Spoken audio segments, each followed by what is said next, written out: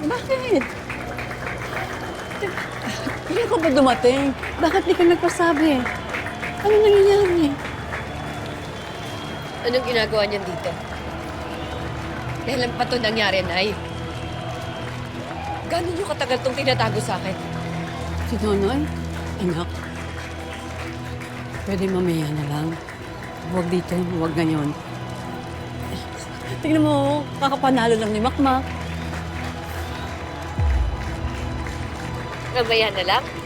Nay, grabe naman kayo.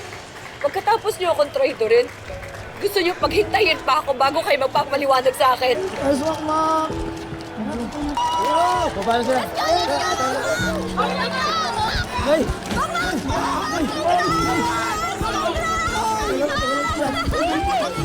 Anak, grabe naman yung salitang katraido rin. Nanay mo ko noon. Paano ko gagawin sa iyo yun? Ano nga ginagawa niyan dito? Nadia? Mak, congrats, Mak! Ang galing mo dun!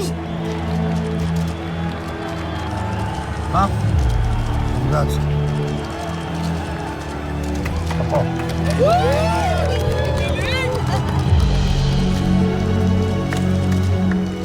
Si Aling Nadia? Ang dami kuha, ah. Hindi siya?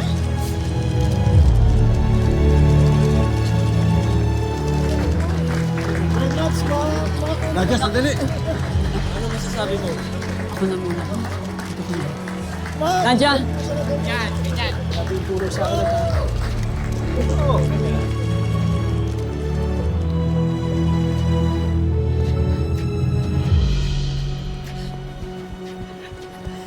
Anak!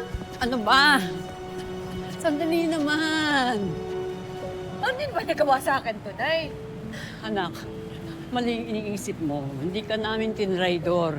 Hindi ko lang alam kung paano sasabihin sa'yo. Yun lang yun. Nay, pareho lang din yun. Bakit ba kasi kailangan niyo itago sa akin to? Alam ko, ganyan na magiging reaksyon mo. Magagalit ka. At saka isa pa, anak, wala ka namang magagawa. Nandun ka sa Australia eh. Nay, ano bang klaseng rason yan? Anak, makinig ka ha.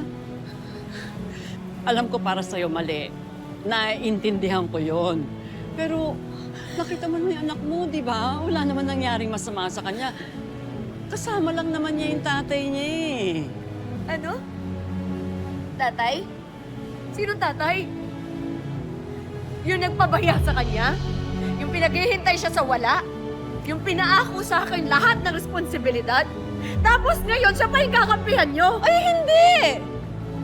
Hindi ko siya kinakampihan. Ang kinakampihan ko dito, yung makakabuti sa anak mo. Maski naman ako noon, ganito ako kay Nonoy. Pero anak, matagal na yon. Ang tao nagbabago. Hindi. Hindi pa rin siya nagbabago. Nagbago. Nakita ko eh.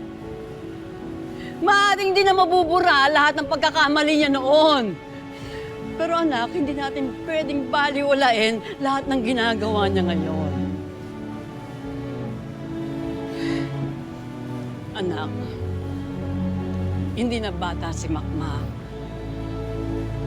Nakita mo naman kanina, di ba? Siguro nga masakit sa'yo. Pero aminin mo man o hindi, masaya siyang kasama yung tatay niya eh. Di ba nakita mo?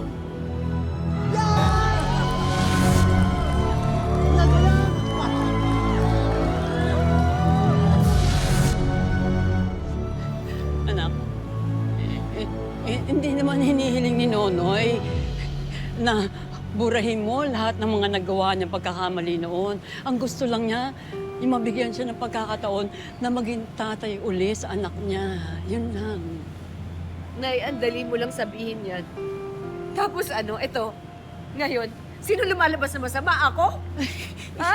Na parang sinisira ko yung masayang moment ng mag-ama? Hindi! Wala akong sinasabing masama ka. Hindi ka masama.